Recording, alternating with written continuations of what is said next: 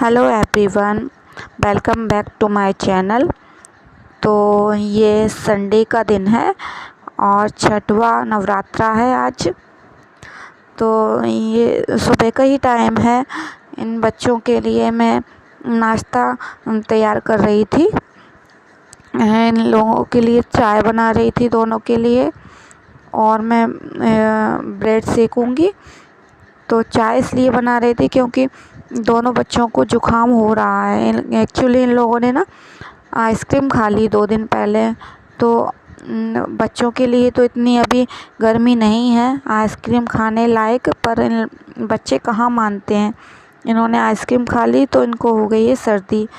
तो इस वजह से मैं इन लोगों के लिए चाय बना रही थी कि थोड़ा चाय पीकर रिलीफ मिलेगा।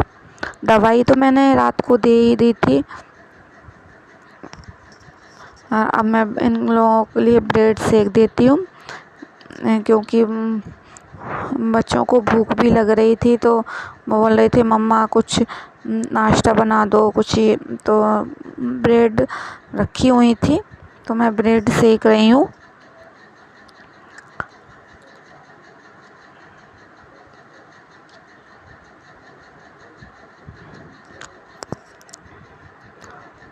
इसके बाद इनको मैं झाड़ू पोंछा करने के बाद फिर मैं नहाऊंगी।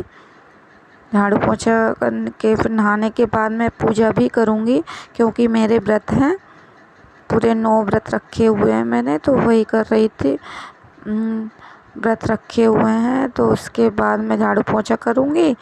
फिर पूजा करने के बाद फिर मैं अपनी चाय पीऊँगी।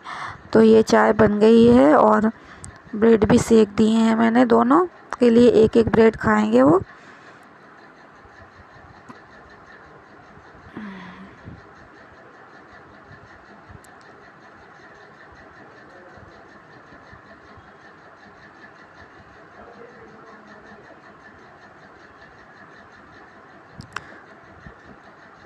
तो ये चाय बन गई है। ये मैं इन बच्चों को दे दूँगी तो ये नाश्ता कर लेंगे।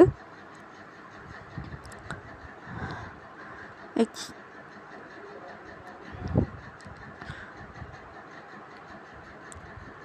नहीं, बड़ा बेटा तो सिर्फ उसमें ब्रेड डिप कर ही खाएंगे। चाय बहुत कम पीता है वो।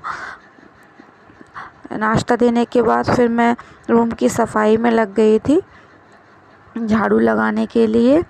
तो ये अलमारी मुझे ना आगे सरका कर ही झाड़ू निकालनी पड़ती है क्योंकि डेली नहीं लग पाती इसके पीछे। तो मैं वही कर रही थी और बच्चों से बोल रही थी कि शैतानी मत करो क्योंकि वो भी दोनों बैठे हुए थे।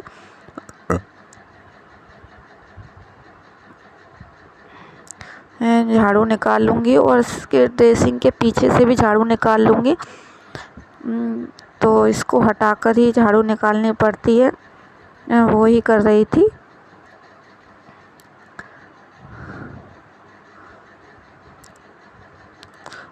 तो दोस्तों, आप लोगों को मेरी वीडियो कैसी लग रही है प्लीज़ कमेंट करके बताइए। और मुझसे कुछ ज़्यादा तो एडिटिंग नहीं होती है। मतलब मैं इतनी अच्छी ब्लॉगर नहीं हूँ। तो मैं बहुत अच्छी एडिटिंग नहीं कर पाती हूँ। अभी मैं सीख रही हूँ। तो प्लीज़ मुझे सपोर्ट कीजिए और कमेंट कीजिए अच्छे जिससे मैं और मोटिवेट हो सकूँ। क्योंकि ना तो व्यूज़ आ रहे हैं ना कुछ, तो इससे ना मेरा मन दुखी हो जाता है कि मैं कुछ नहीं कर पा रही हूँ लाइफ में। कि मुझे करना है और अपने बच्चों के लिए कुछ करना है। तो मैं यहाँ पर सुबह का ही टाइम था तो ये मैं इन्वर्टर में पानी डालने लगी थी क्योंकि पापा कह के गए थे कि इसमें पानी डाल देना क्योंकि पानी ख़त्म हो चुका है इनमें। नहीं तो जो बैटरी है वो ना ख़राब हो जाएगी। तो मैं वही पानी डाल रही थी। ये सब काम मैंने पहले कभी नहीं किए हैं। तो मुझे मेरे दिमाग में बहुत सारी बातें चलती रहती हैं हर टाइम कि पता नहीं कैसे क्या क्या दिखा देती है।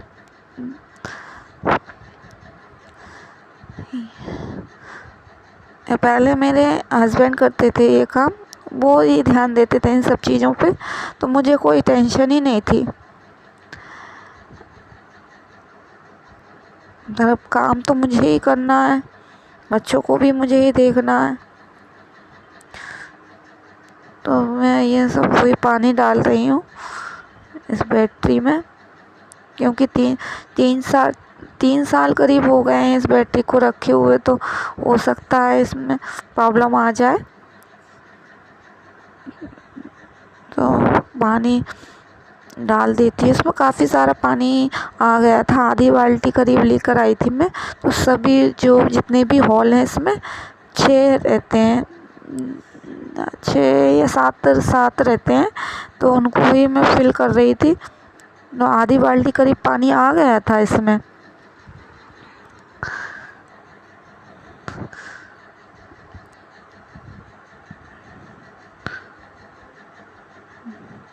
तो ये पानी भर देती हूँ मैं, इसे फिल कर देती हूँ क्योंकि फिर आगे प्रॉब्लम हो, इससे पहले मैं इसको इस काम को कंप्लीट कर देती हूँ। और फिर अपना मैं नहा धोकर पूजा करके अपनी चाय पी ली थी।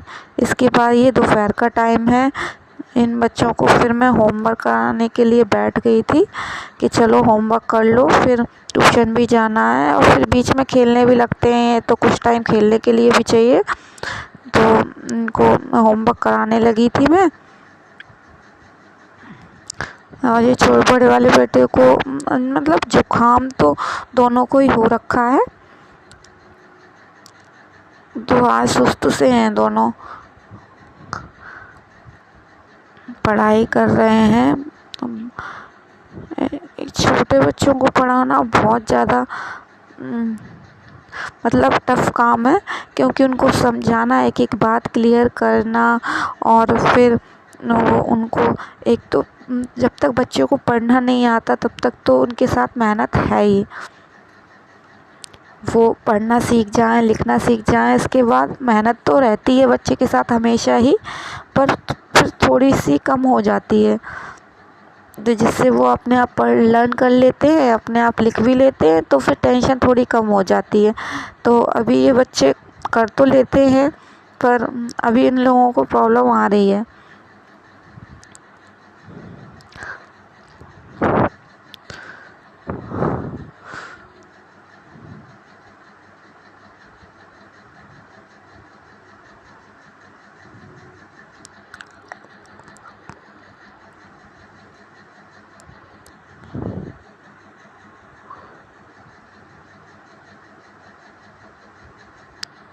ये कुछ कह रहा था कि मम्मा ऐसे नहीं करो, ऐसे करो, तो वही उसे बता रहा था ये बड़ा वाला बेटा छोटे बेटे को।